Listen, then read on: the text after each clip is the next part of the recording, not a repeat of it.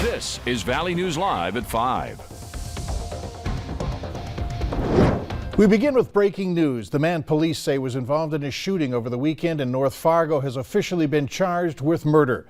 Authorities say the suspect, Raymond Gunn, was interacting with the victim, Eric Hayes, and another man before the shooting. Surveillance video from the Bison Turf Bar showed Gunn approaching Hayes with his hands in the air. Court documents say Gunn fell backwards in the parking lot and shot Hayes once.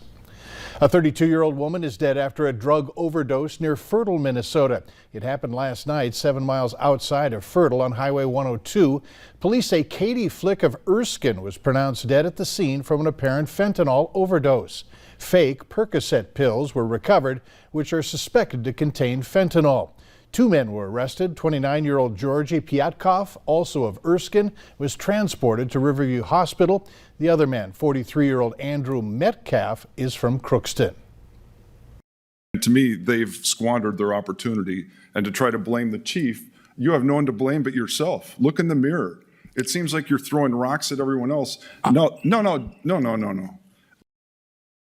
A Fargo nightclub's doors will remain closed pending background checks and applications. The Africa Restaurant and Nightclub, located in the 4500 block of 7th Avenue South, has been temporarily suspended since a June 29th Liquor Control Board meeting, stemming from what Fargo police say have been a laundry list of significant issues within the bar, including the May murder of the club's security guard, 29-year-old Dominic McNair. Today, Fargo City Commissioners voted to continue that suspension until the right documents are in officials' hands. Valley News Team's crime and safety reporter Bailey Hurley joins us with what those at the nightclub have to say. Bailey? Mike, Africa nightclub manager Daniel Omani told city commissioners that he feels like the club is being picked on, saying records he's obtained show there have been more disturbance calls to police at other Fargo bars like the Bismarck and the Windbreak, saying it's hard not to feel like the actions that have been taken against the club are racially charged. The 0.001% that was owned by the black person is being under attack. Ask yourself that question. Why would that be the case? Why do we have to sit here and fight for that? Multiple calls, disturbances, fights, gunshots at the Bismarck, many different places. And I don't see the owners or the managers in front of the commission today begging for their license to be reinstated. Chief David Zabolski said last month guns have never been an issue at the bar. Omani says on the night of the homicide, there was a music video being shot in the parking lot adjacent from the club that he says McNair was watching when, quote, some guy out in the parking lot started shooting at people. Omani says, yes, there were 3 security guards who were armed, but he stated none of them were outside or fired their guns. They had nothing to do with what was going on. They were protecting the employees that were left in the establishment, as they should, because they are security. If the shooting goes on outside here and security is in here and they come in and lock the door and protect the people in here, that shouldn't be a crime.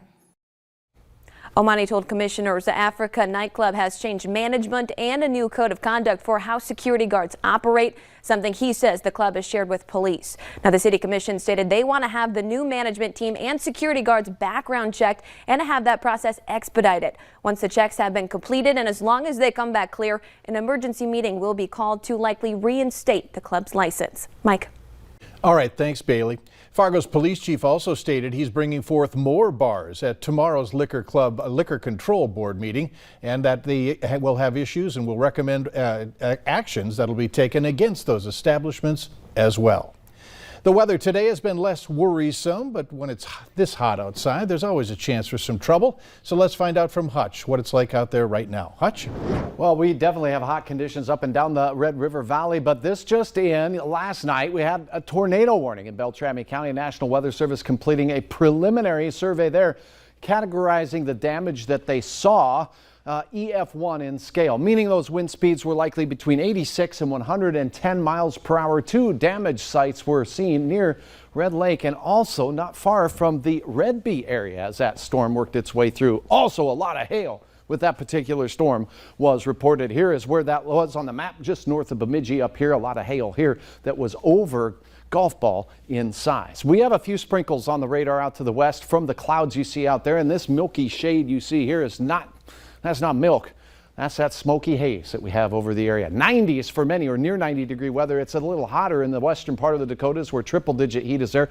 Because of dew points in the 60s and 70s down south, we have heat advisory concerns, heat index values in the triple-digit category. Now, let's take a look at your planner. For Fargo tonight, it looks fairly quiet, but we'll see temperatures staying in those 80s for most of our evening. And I anticipate a chance of a thunderstorm as we go through the nighttime hours, mainly to the south. I'll have hour-by-hour details, Mike, on that. Let us know. Fargo police are looking for this person who may be connected to an arson case. A vehicle fire was reported early this morning in the 900 block of 4th Avenue South. If you have any information on who it is, call authorities. Meanwhile, the manhunt for an accused murderer who was on the loose in the FM Metro is over.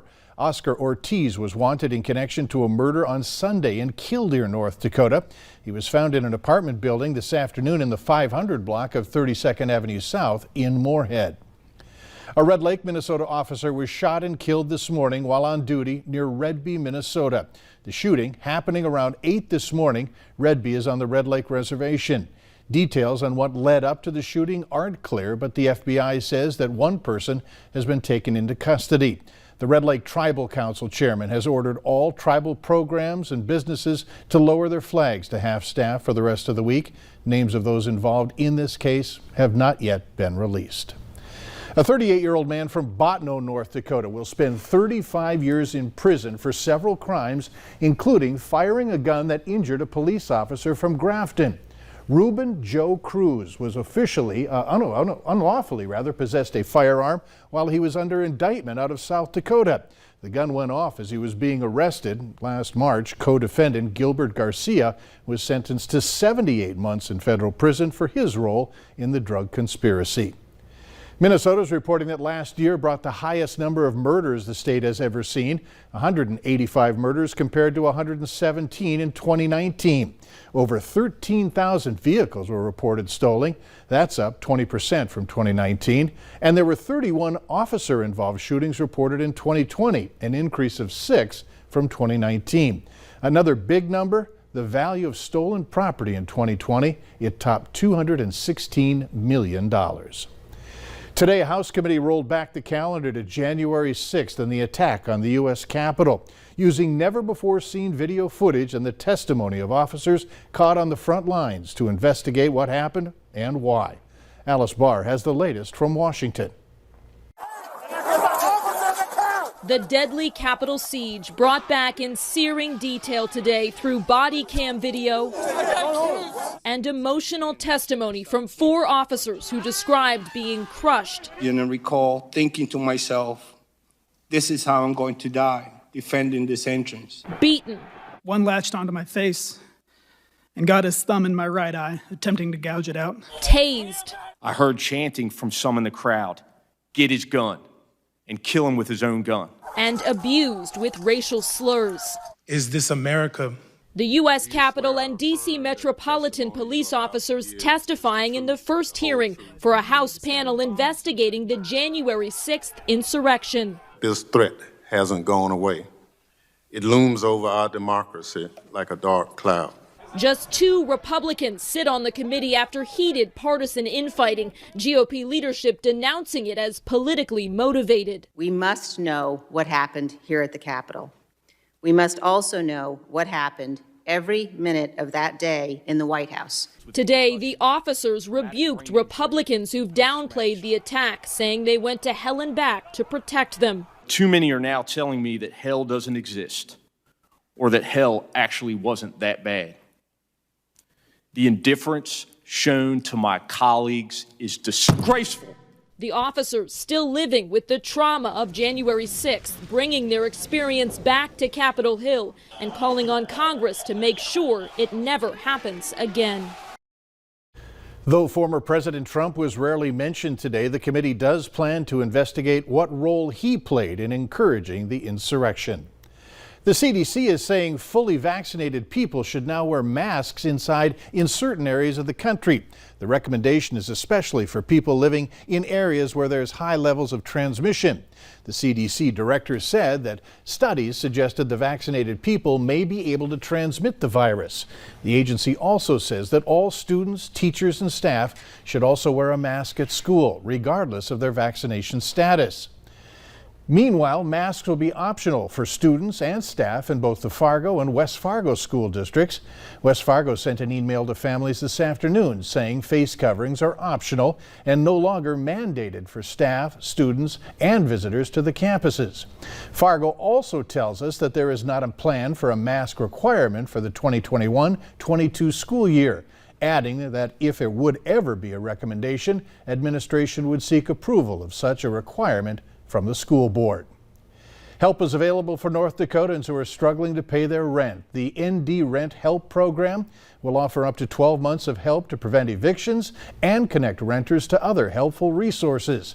You can find eligibility requirements and the link to the application by going to our website. Go to valleynewslive.com.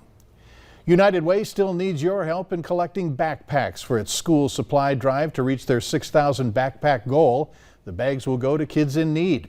Here's what United Way needs: at least 644 backpacks, 434 wide markers, and 759 packs of wide-ruled loose leaf paper. Donations can be dropped off at the Shields Arena from 8 to 12 tomorrow. Later on Valley News Live at 5, don't let your guard down when it comes to skin protection. How much suntan lotion you should be applying. Woo! And speaking of suntan lotion, look at the heat out to the west to triple digits in the western Dakotas and eastern Montana, and a lot of 90s here. The sizzle continues for one more day in the upcoming period. We'll have details on a hot forecast and a few storms as well right after this.